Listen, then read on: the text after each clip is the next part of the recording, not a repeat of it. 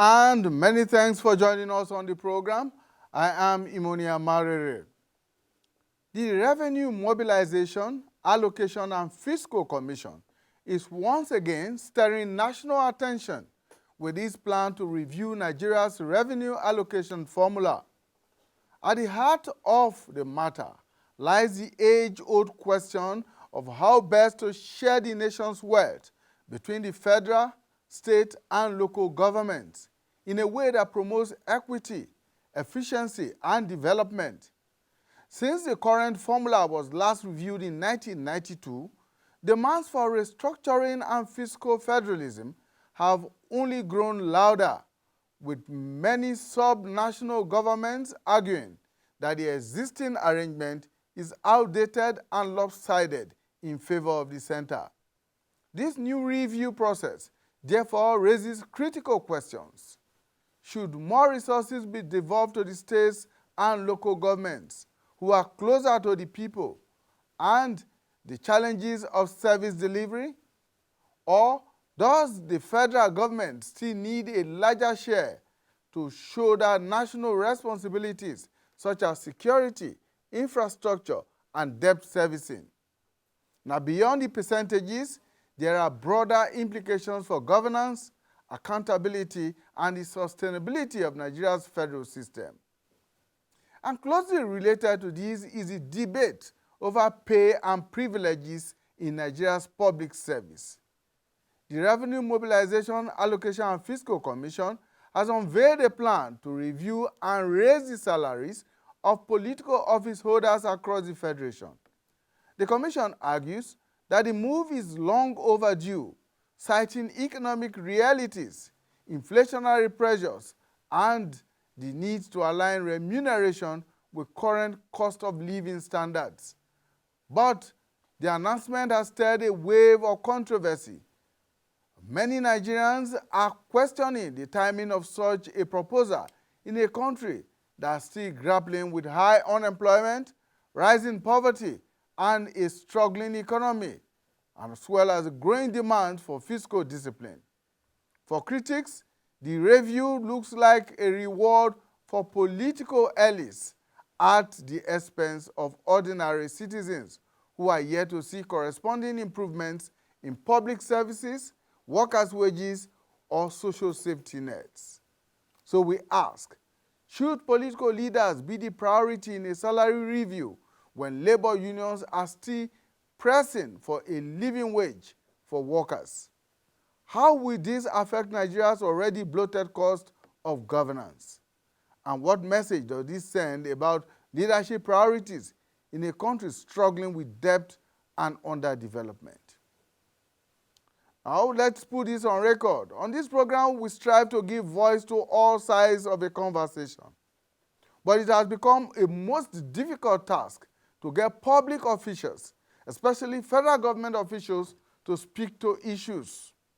Officials of the Revenue Mobilization, Allocation and Fiscal Commission, particularly their spokesperson, have played cat and mouse game with us for several days, and finally, they haven't shown up. But we must do what has to be done. And that is why we're going ahead with this discussion. And I'm joined in the studio by Comrade Awa Ibrahim Musa Rasanjani. He's the Executive Director, CISLAC. Thank you so much for joining us. Also joining us from my far right is Dr. Bello. Dr. Bello is a political scientist, and he's Professor Bello, I beg your pardon, is a political scientist. Professor Kamel Bello teaches political science here in the nation's capital, Abuja. Thank you so much for joining us. Also joining us is Mr. Vitus Okonkwo, who is a good governance advocate. Thank you so much for joining us. Thank you, sir. All right, we'll be diving into our discussion straight away, right after this very short break. Stay with us. The Nigeria we need is the united, indissoluble, and cohesive Nigeria, which guarantees equity, fairness, justice, and prosperity for its citizens. That is our focus on people, politics, and power. It is fresh, insightful, impactful. It's a must-watch. People, politics, and power. on AIT.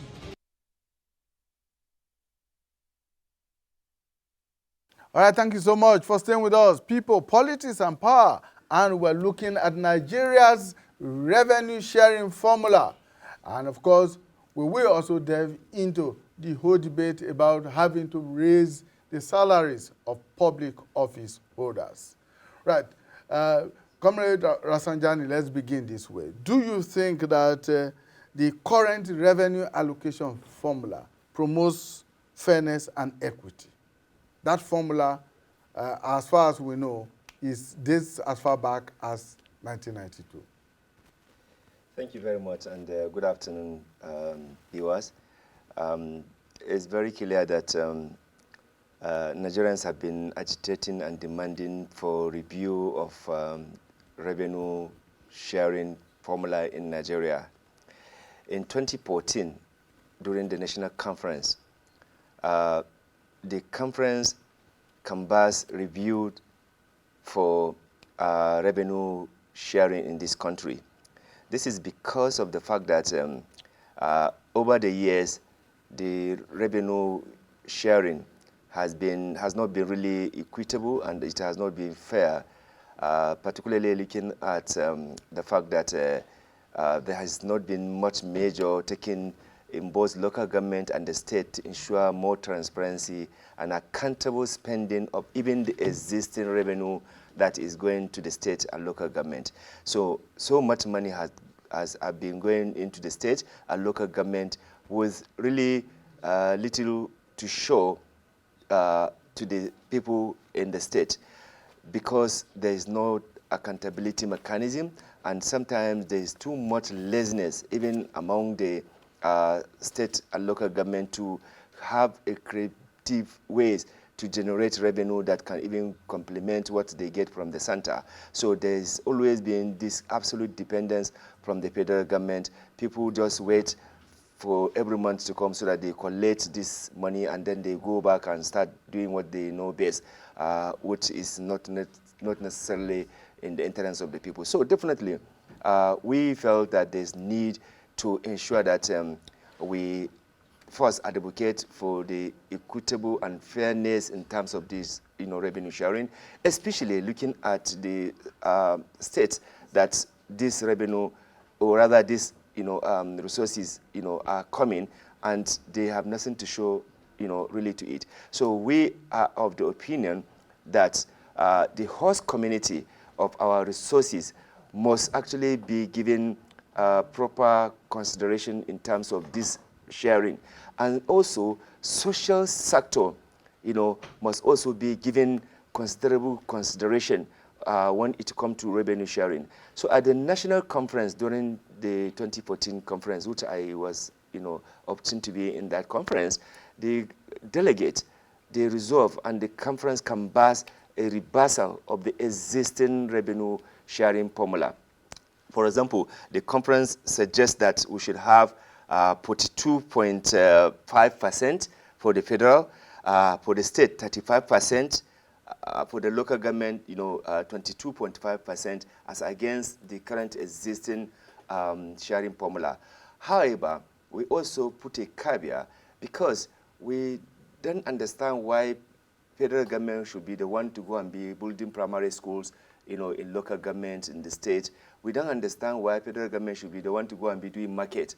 I think that should be the responsibility of the other tiers of government, and we should also, ensure that when these resources are given, they are judiciously utilized. As it is now, no any framework to ensure that when federal government sends this money is actually spent judiciously. Look at how much money when the government withdrew virtually every subsidy in agriculture, subsidy in housing, subsidy in education, subsidy in healthcare, subsidy in virtually in transportation, in virtually everything. Now the money that has been saved from the subsidy withdrawal, the federal government say it has been giving this money to the state. And yet there's no difference between when Nigerians were enjoying the subsidy, petroleum subsidy, and now that they are being forced to pay almost 3 times of the money they used to pay, the so-called saving has not translated in terms of improvement of Nigerians' life, whether it is healthcare, whether it is education, whether it is even security. We only see escalation of waste, looting, and diversion of public taxpayers' money. They are giving EFCC and ICPC sleepless night. Some public officials are giving them sleepless night because they are always working very hard to ensure that they safeguard public funds. And the politician or the government officials, some of them, they don't really care. They are interested in just occupying that position and loot the way they think that they should do. So for us as advocates, for us as people who really want good governance, who want to really transparency and want our resources, both human and natural resources, to be utilized for the benefit of Nigerians, we canvass and agitate that there should be review, and we support the Revenue Mobilization and Fiscal Commission to say that, okay, let's review this. It's not only about the political office holder thing, which is one component of their review, but these are the one that we believe will help to bring more stability, more peace, more economic growth. If you do it fairly, transparently, and spend it judiciously for the people and utilize it, and in fact, cultivate states to be innovative, to come up with ideas. For example, most of the states, they don't even have any policy, development policy. Look, you can imagine in this era, you go to a state, there's no policy on industrialization. How can you be doing this? There's no policy to take care of the aged, the old, the disabled, and yet you say you have all this saving that is coming to the state. So some of the state government, unfortunately, what they do with this money is that they use it for so-called security board, some part of the money. They use it for the security board, and because the security board is such a fraudulent money that no audited account, no oversight, no any opportunity for anybody to know what to question how it is used. It is at the discretion of the governors or local government chairman. We cannot continue in this manner and we expect any growth or any development in our country. Okay. This has to stop. That is why CISLAC is supporting and working to ensure that we encourage the Revenue Mobilization and Fiscal Commission to have consultative forum where Nigerians can actually come to talk about this issue. Let them broaden the discussion to include all stakeholders, and we are happy to work to ensure that we come up with equitable, fair, transparent formula that would be useful for the development of our country. Which was why we invited the Revenue Mobilization, Allocation and Fiscal Commission to be on this program, to at least explain why they are taking this step. But Professor, let's look at the current formula. The federal government takes home 52.6%. The states take 26.72%. Local governments 20.60%. And of course, there is also the other components he talked about, derivation, especially for oil-producing communities or states, that gets 13%. And of course, there is also social development, ecological, population, landmass, and all of those are components of the 20.6% of that goes to the states. And the question has always been asked, does this really, truly reflect the developmental needs of the states and local government? Does he reflect the developmental needs of the people who are at the grassroots? My point of taking off is that revenue allocation is a factor of the Constitution, because the Constitution provided for areas of activities of each level of government. For instance, that's what we call the exclusive list, where the federal government is to act. That's what we call concurrent list, where the federal and the state government are to provide. And then that's what we call residual list, where the only state and we have local government function. Until those constitutional provisions are changed. The comrade mentioned one thing. Why should the federal government be putting hand in primary school in market. But that's the provision of the Constitution. So the federal government is too bogus in terms of activities. That is why the revenue given to them is also big. Unless those constitutional provisions are tinkered with, so that more functions will go to the local government and the state that is being run by federal government. What is federal government doing with secondary school? For instance, secondary school is closer to the local government, even more than the state. But federal government have federal government colleges, and people have been agitating for a long time, but they did not leave it. So what you are saying, Ife, Prof, is that this exercise that is being carried out by the Revenue Mobilization Commission, for instance, we come to naught if the constitutional provisions as they are today are not tinkered with. That's the basic fact. Anybody can go to court and nullify it. You can't wake up one day and say you are changing revenue formula. Based on what? Without changing the activities to be performed. Federal government recently is selling rice or sharing rice. Why should federal government be sharing rice? The activities of federal government is bogus. Security. If anything happens anywhere, federal government comes. Disaster, federal government. Ecology, federal government. Flood happens in Lokoja, federal government must come there. State government, local government, they vote arm because of the provision of the Constitution. So the Constitution needs to be tinkered with. That's my point. Okay. So that the revenue also can be adjusted along that line. But Mr. Okonkwo appeared to differ from your position on that. Thank you. Yes. Thank you very much, my prof. Thank you, my director, Sislak. Happy New Month, Nigerians. This issue is a very important one that has been boggling my mind and have given all of us sleepless night. And it provides an avenue to rewrite the wrongs. If I must react from the last speaker, my prof, who said about constitutional amendment as the only means at which this issue can be addressed, no. If you look at the constitutional authority to review revenue of the nation, Section 1531 of the 1999 Constitution as amended transferred that right to Revenue Mobilization and Fiscal Commission to do. A key mandate of them is for them to formulate the successful rates at which what federal, state, and local government can earn. That is why they are calling for the review. It is within their constitutional powers. The constitution of the land that may be so, them. Mr. Okonkwo. But I'm coming. I am coming. The area I want to react. Yes. All Nigerians should give this agency that have been given the constitutional power to review these revenue allocations to present to Nigerians a workable percentage that can provide value looking at the current realities. If I must draw from what Sislak director have said, he enumerated a lot wrongdoing that is going on as a result of the lopsided share percentage level of state, federal, and local government.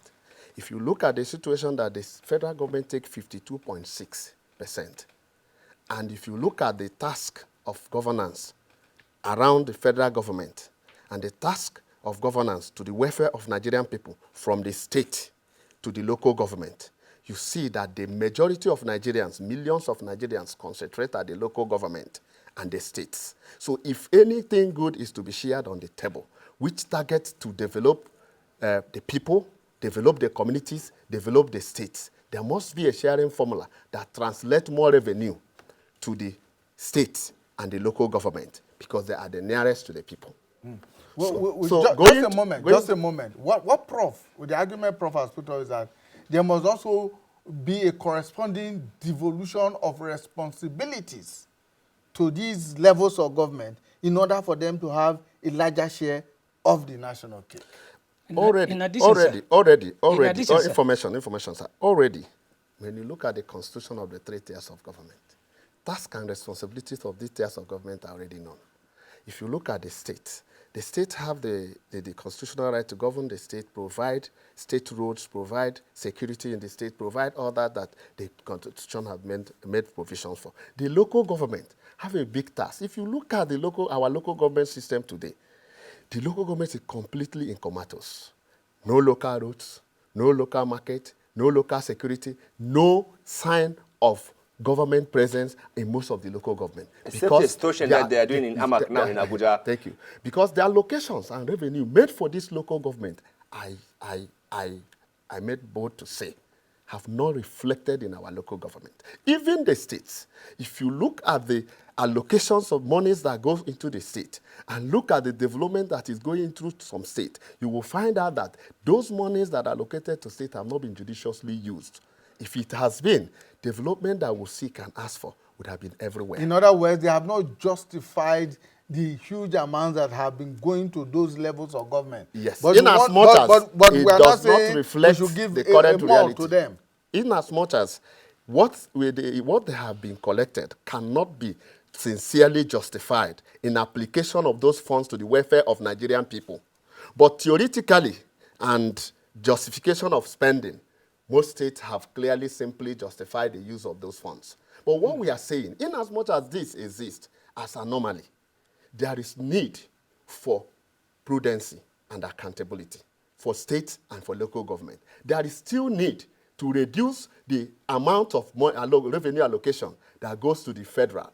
If you look at what my director said today, in 1990, during 2014 the Constitutional Conference, this issue to review this particular thing was done. The last review on this particular revenue formula was done in 1995, which is 30 years ago. 30 years ago, it's a whole lot of time that all of us know that this particular revenue percentage must need a review. And my own call is that 52.6% to federal government is too much. That gives the reason why the Oronsanya report was talking about the whole lot of creation of agencies and commissions, where even some which can act as a department or directorate in some agencies are called commissions and agencies. Allocation of vehicle, allocation of salaries, allocation of office equipments are done in our budget every year. Wasteful is too much at the federal government.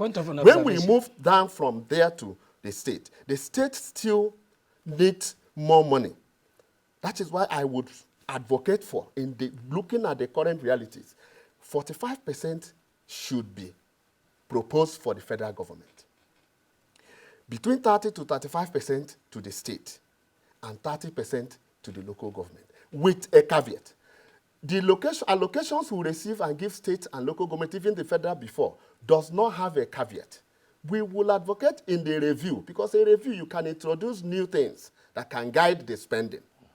Now we will begin to look the need for state allocation to have projects tie on the monthly money they receive. The government should come. We need Nigeria to work. Would that not be interfering in the independence of the states? No, if you look at the mandate of the... We run a federal system. If you look at the mandate of the Revenue and Fiscal Mobilization, they monitor this money. They have the mandate to monitor the usage and application of this money up to the expiration of it in every month it was given. So at the same time... Point of observation. Thank you. We need to also not do as if we did not know that the allocation to local government, as you have said, no local government this, no local government road, the money has not been coming to them since 2003. During Buhari era, it was penned, may so rest in peace, and brought out what we call executive order. Yet it was not done. The present government too went as far as Supreme Court, and there's a judgment that the revenue due to the local government should be going to them. Up to now, it's not implemented, despite the fact that the Supreme Court has judged. The Supreme Court later asked them to open an account with them so that the money can be going. Up to today, 2 years, almost 2 years after. So that's the issue, that we cannot blame this local government that are not functioning. The joint local government and state accounts is still there. Sir, still there. The joint state local government account is misinterpreted. It has been there since 1976. Misinterpreted and misapplied. This is what I'm saying, misinterpreted and misapplied. Local government creation was done in 1976 during the Obasanjo Muritala regime, and local government was functioning. Even people volunteer to work at local government. They don't go to Lagos because it's too rough for them. Because the salary was okay, the condition was okay, activities were going on as a provision of the Constitution. Like that, until we transited to the presidential in 1979, local government was still vibrant. During military, local governments were vibrant. It was 2023. The governors at that time, Governors Forum, they now tinkered in terms of interpretation. The monies were going to them from 76 when they were created. It was 2003 that they started saying, because the essence of the spirit of local government's joint account is for them to pool the resources and generate internal resources and then share. It's not something to sit on. The spirit. Or to corner the money for the spirit is to bring that money into a pool and the internally generated at the state level, put them together, and then you now share within the local government, within your states. It's not the way they are cornering it. That was interpretation from 76 local government reforms. Now, comrade, from all that has been said, you know, the whole argument has revolved around devolving more resources to states and local governments because they are perceived to be the organs of government or the tiers of government that are nearer the people where development ought to take place. And in most federal systems around the world, that's what happens. States and local governments are the ones that are directly in touch and in sync with the people. And at federal level, most times it is just a question of policy direction in these areas. But since the advent of this administration, we know, for instance, that a lot more money has been going to the states and possibly to the local government. Yet everyone appears to be complaining that nothing, and we have said it here, nothing appears to be happening at those levels of government. Now, what is the guarantee that if and when more funds are devolved to these levels of government with the proposed or the planned new revenue allocation, that we see a difference, that we will see greater development and greater growth at that level? First and foremost, for us to be able to overcome the present challenges of lack of accountability, transparency, and inclusion or participation in governance, we need to make up our minds as Nigerians that many Nigerians decided to abandon local government and even states, thinking that the place is too rough or the place is not coordinated, is dry. This is the very reason why you see that you have abandoned that responsibility, no grassroots development, no grassroots specialization. In the past, when we were growing, you will see specialists in local government going to the communities to ensure sanitation. You see them going to the farms to ensure that insensate and all those things that will undermine agricultural products are addressed. You would see them very effectively in coordinating and ensuring that anything that has to do with the security around their local governance, they are able to deal with it. You will see professional administrative skills in terms of finance, administration, and other issues. Now, everyone, because of the way and manner in which some of the governors have actually undermined the effectiveness of the local government, they left and they were putting their caretakers. And what these caretakers do, usually they are like the SA to the governor. So whatever they are directed to do is what they would do. So therefore, there's no that zeal for people who are skilled, who want to really help in the local administration to go into that. We need to change that. Number two, at the state level, a lot of people have decided to run to Abuja to leave the governor, so that because if you say anything, the governor will think that you are my enemy. So they will send talks to undermine, to attack you.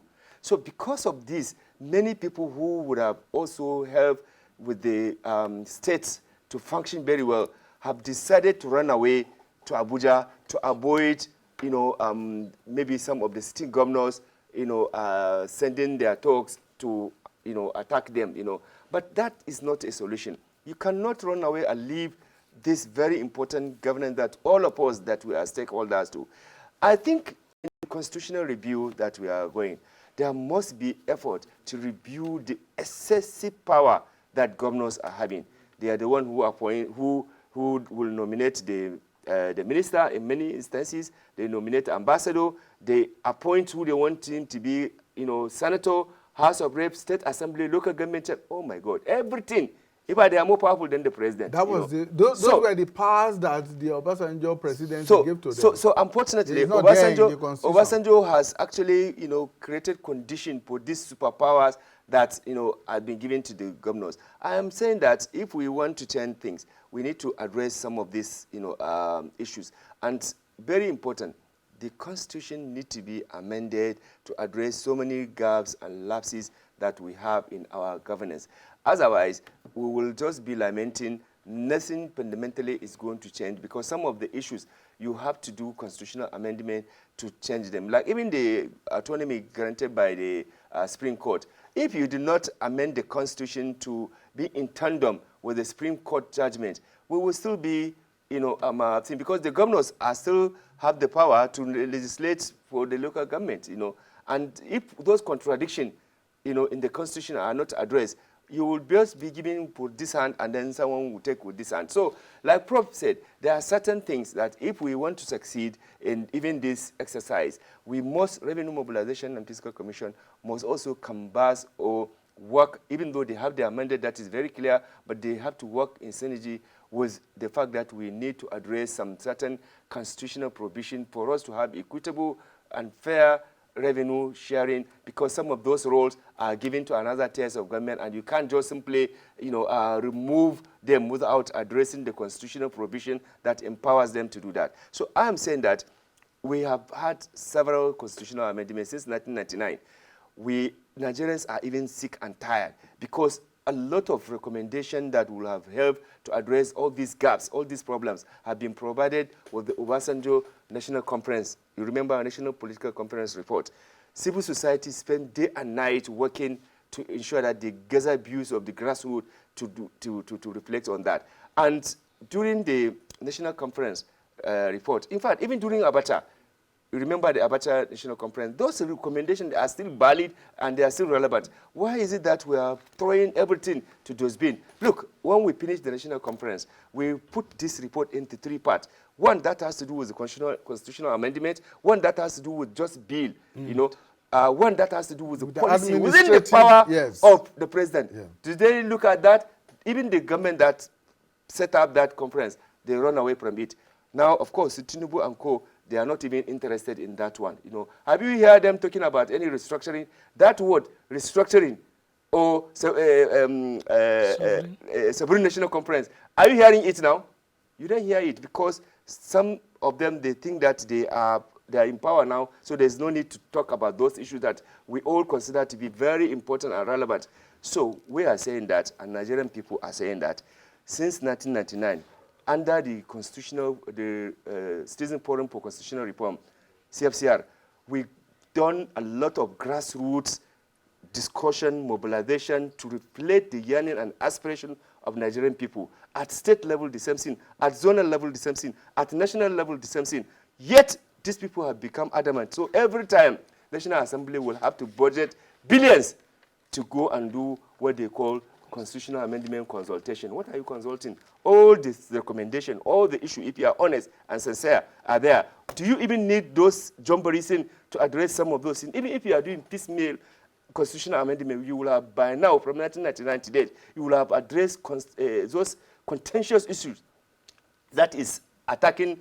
Are they contentious or they are fundamental? They are fundamental and contentious issues. No, yes. Because, for example, some of these issues that we have tabled had to do with issues of even indigeneity, issues of fiscal federalism, issues of even the way the government itself, it will be run, whether we should continue with this flow-bind and corrupt system of presidential, system that is not adding value to anybody, just bogus, and you see somebody with the 20 cars following him or her. How do you see that? Do you even see that in the UK or in America or in France? Do you see that? Why are we following and copying wrong thing? We are not following the right thing. So, look, we have to address the cost of governance if we are serious about this country. Otherwise, this poverty will continue, and the impunity and corruption will continue. They will continue to kill one another to occupy that office, because once you are in that office, you will have become overnight billionaire, legitimately or illegitimately. We cannot continue with this kind of fraudulent system. We have to address it, and they are running away from addressing it. The last constitutional review that they didn't even touch on all those things. What is National Assembly interest that they will just come and pick some pony areas that, is not really the key issue? Everybody knows that fiscal federalism that we are talking about is a fundamental. Federalism itself, because we are not practicing the federalism properly. It needs to be addressed. The issues, there are a lot of issues. Women inclusion has been undermined. We cannot say we are doing constitutional amendment, all these fundamental issues are not put on table. Okay, Prof. Yes, sir. Before we move on to our second issue, which has to do with the raising of salaries for political office holders, he has just said something about having to carry out fundamental changes in the Nigerian Constitution in order to justify the kind of revenue formula that we want. Now, supposing by your position, there is a genuine effort at making changes to this constitution, do you think that a well-structured revenue sharing formula can address such fundamental issues as reducing poverty, inequality, and any kinds of imbalances, including regional imbalances? Changing of revenue or changing of constitution is theory, is theoretical. In terms of addressing poverty, inequality, and unemployment, like Mridal said, he said if you are talking of development, three things should not be increasing: unemployment, inequality should not be, and poverty should not be increasing. Then there's development. There are practical things. And practical things needs responsible people, quote and unquote. Best practice is not matter of constitution. It's best practice. Can I go home and sleep when my neighbors are hungry? Those are best practices. And the religions that all of us are even flowing around, either Islam or Christianity, he said you cannot be a good person unless you love your neighbor like yourself. Do unto others the way you want others to do to yourself. That's basic fundamental of religion. So it's best practice that we need, that we don't have. A neighbor, you have 20 cars, and your neighbor cannot eat once, and you are comfortable? No, you shouldn't. If somebody asks, or as a governor, you'll be feeling it. The spirit, you'll be feeling it. That what am I doing? Or convoy. And then you clear people on the road. They should not move. In a road that you do not even tar. Do you think they actually feel the pain of the ordinary people? That's what we are saying. That a responsible... Because only people who feel the pain of his neighbor, or somebody who feels the pain of his neighbor, that will be concerned about the plight of his neighbor. A responsible and responsive individual should have feelings, human feelings. It's like a father in the house. The children are there, your wife is there, and they are suffering. And you carry money and go and enjoy outside. And you're not having feelings. There's something wrong with the mentality. If somebody, an individual cannot feel for his brothers and sisters, and this is what is happening now. Responsibility, a responsive and responsive somebody. Who will be responsive to, be sensitive to happiness around. We have been seeing a sample, as he has said, in developed countries. We have some individual. Recently, they were talking about one senator on the social media. I think it's from America also. They are talking about him, that he will carry his salary and make sure that he share it to the needies. People are now commenting. Even the wife converted their car park as a yes, place you to saw it too. educate young people. That's how it should be. Them how to be committed, even his car park. That now takes us to the whole issue of raising salaries for political office holders. In an economy that everyone says is not doing so well, where inflation is at almost the highest in several years, where people cannot afford 2 or 3 meals or 1 or 2 Even meals one. a day and all of that, we are considering. And the reasons that have been given by the Revenue Commission is the fact that, inflation has risen, the economic situation has changed, and all of that. In a country where the minimum wage is 70,000, money that cannot take the worker home at the end of the day. Do you think that this is the appropriate time and the appropriate avenue to address Yes. issue of raising salaries for political Yes, officers? like I said the other day, there's no wrong time doing the right thing. There's every right time doing the right thing. If we look at it from the periphery, from one angle, it will be like, the last salary review of our political holders, the judges and the ministers and the National Assembly was about 18 years ago, which give about Mr. President 1.5 million, the ministers 1 million, senators 1 million, House of Rep member about 800,000. I think the one of judges was reviewed about a year the or one so of ago. judges was reviewed. That's why I didn't mention it. Yes. But when you look at only that angle, you will now say a particular salary that was 18 years old, is it due for review? Yes. But I want the Revenue and Fiscal Mobilization Commission to shave the head at the same time and shave the beard.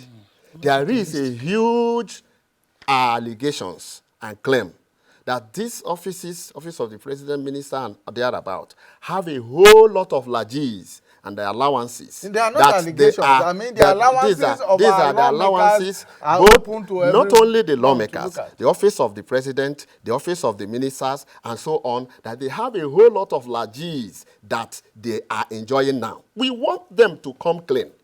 Let us review the lagees and allowances. Let us see what they are collecting. We know. Review it at the same time they have revealed to us that Mr. President earned 1.5 million. Let us see the allowances that Mr. President earned. We now, Nigerian people, can decide if there will be a downward review of the allowance or upward review. I want them to do their function as a constitutional agency of government. I don't want us to run a rogue nation where we take, because of the minimum wage, we do not want an agency of government to do their constitutional role. Because that the salary is 70,000, that a particular anomaly that have lasted for 18 years should not be corrected. But correcting it, Nigerian people want sincerity of purpose. We want to see those allowances to attach to each office, reveal it to us. We now know whether we will now advise you, remove money from this excess allowance and add to your salary. You will balance the equation. Then we move to the issue of minimum wage. You cannot, in all sincerity, review the salary of anybody, including Mr. President, in this country, when the salary of Nigerian workers are not a living wage. I stand to be corrected. Did you just heard When it? Nigerian Let me review workers, realistically. when Nigerian workers are earning 70,000, which cannot afford to pay transport and feeding in the office, you cannot talk about revealing the other without one revealing itself.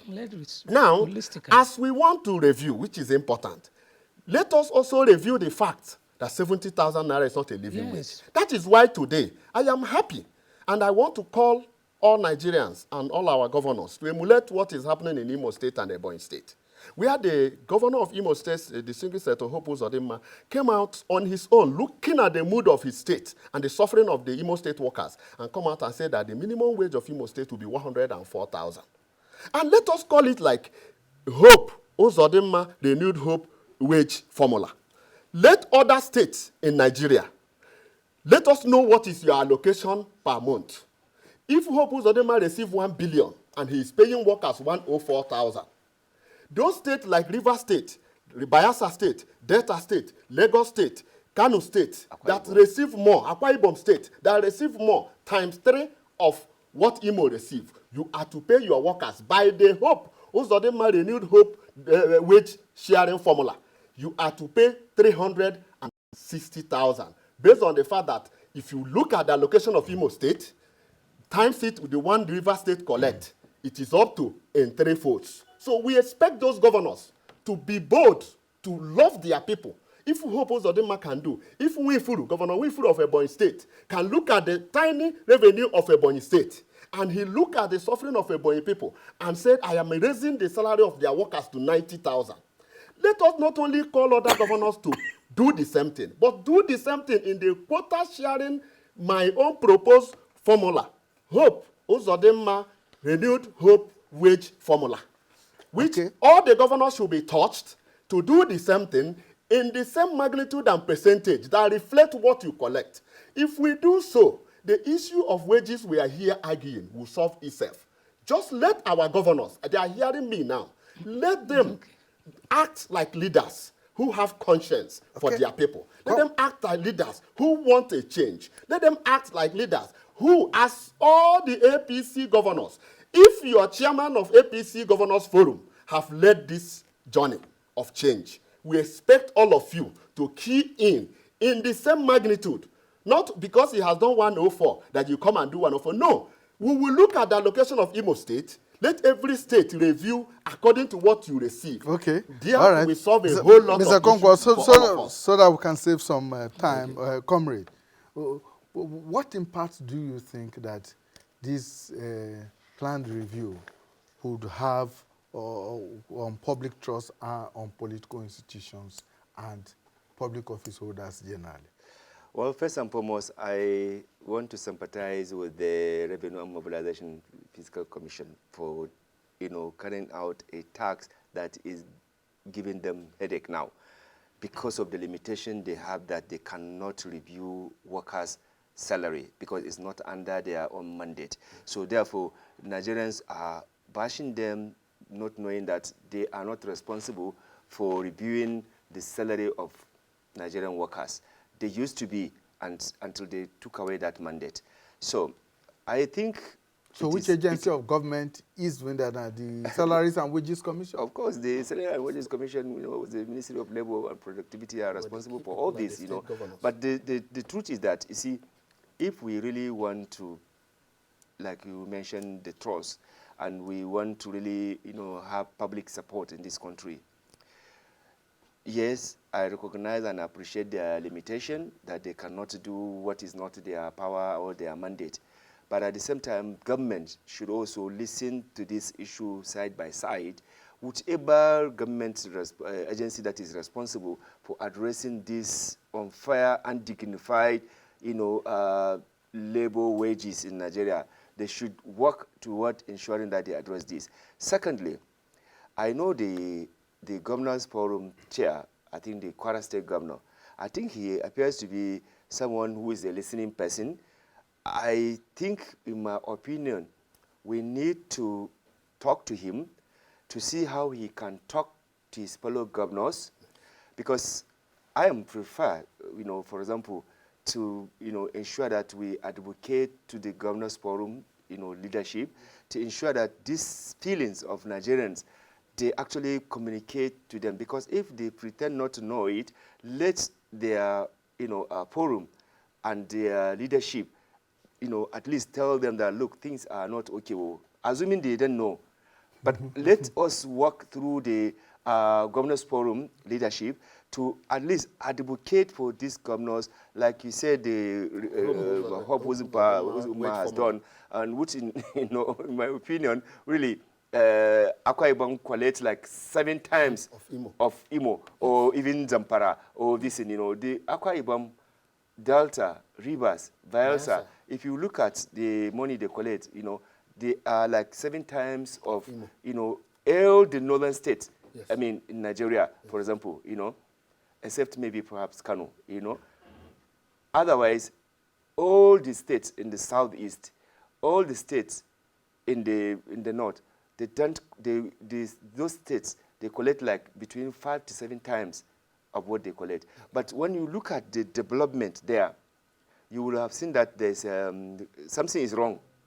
Something is wrong. If this money are actually, used judiciously, they will have turned those states to London or to America, in terms of the infrastructure and what have you, and addressing even the lingering poverty in those places. So I am advocating that we need to talk to whoever that is responsible for addressing the other component of the salary and wages of Nigerian people, because we are having an undignified labor.